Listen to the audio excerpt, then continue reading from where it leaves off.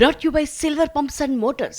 Top quality और consistent performance के लिए सिर्फ सिल्वर पंप्स नाम याद रखना. దళిత స్పీకర్ను బీఆర్ఎస్ అవమానిస్తోంది అని కాంగ్రెస్ ఎంపీ చామల కిరణ్ కుమార్ రెడ్డి మండిపడ్డారు.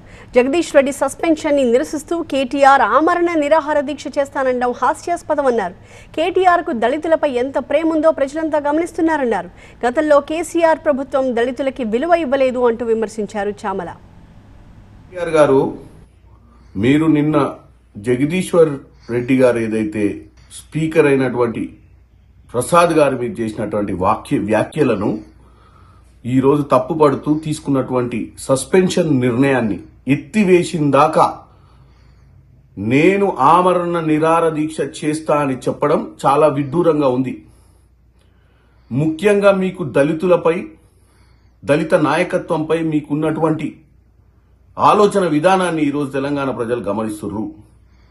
ఈరోజు మా స్పీకర్ ప్రసాద్ గారినే కాదు, మీ ప్రభుత్వం గతంలో కానీ మీ పార్టీ కానీ ఏ రోజు కూడా దళితులకు విలువనియని పరిస్థితి ఉంది. మీకు దళితులపై ప్రేమ లేకపోవడం, ఈరోజు ఒక దళిత స్పీకర్ని అవమానిస్తే సస్పెండ్ చేస్తే దానికి మీరు ఆమరణ నిరాహార దీక్ష చేసి తెలంగాణ ప్రజలకు ఏం సందేశం పంపిద్దాం అనుకుంటున్నారు? అసెంబ్లీ దగ్గర మీరు పోయి ఆమరణ నిరాహార దీక్ష చేయాలన్న పిచ్చి ఆలోచనలు మానుకోవాలని కోరుకుంటున్నా.